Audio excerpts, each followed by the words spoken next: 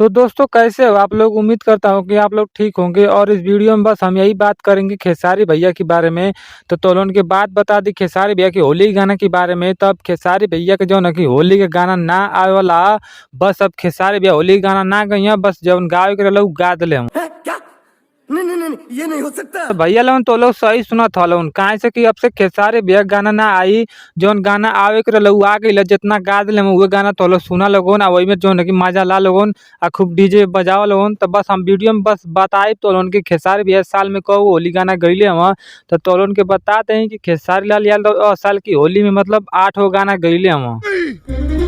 तो इस साल की होली में खेसारी भैया 8 गाना गईले हम। वीडियो में बस हम तो के ये बात बताए थे कि वो गाना में कौन कौन गाना मतलब बीट रहल आ कौन कौन गाना में सबसे ज्यादा कौन व्यूज आइल। अच्छा तो सबसे पहला जौन गाना गईले वो खेसारी भैया ये साल की होली में वो ये गाना कि मामला चोरी के आनत गाना पर तो उनकी व्यूज बता दी तो 9 मिलियन व्यूज आ गईल।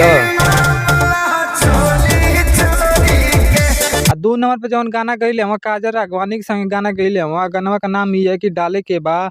गाना पे तो उनके व्यूज बता दी तो 6 मिलियन व्यूज आइल। छोटकी में डाले के बाद मोटकी में डाले के बाद 3 नंबर पे जौन गाना ये गाना कि बीच जाला लांगा ऐप पे तो उनके व्यूज बता दी तो वर्तमान समय में जौन व्यूज है वो 8 मिलियन व्यूज आइल।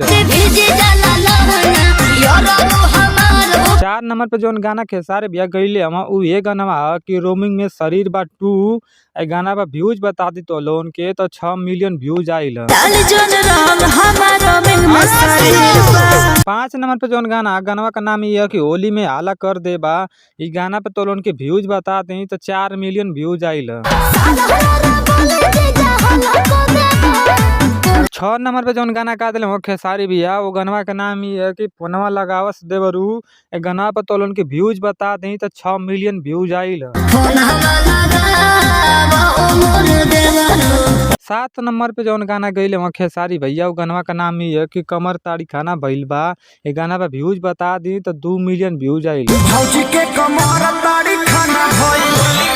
8 नंबर पे जौन गाना आवत है खेसारी भैया का ये गाना आवत है गलत जगह।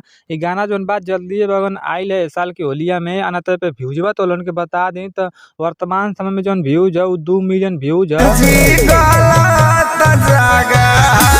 तो भाई लोगन ये 8 गाना खेसारी भैया का जौन की ये साल में होली में गईले हम आना तो सबसे कम वाला व्यूज बता दी तो ये गाना गलत जगह पर और सबसे ज्यादा वाला व्यू तो लोगन के बता दी तो मामला चोरी के ये जौन गाना खेसारी भैया का मतलब ये साल की होली में खूब बाजल है।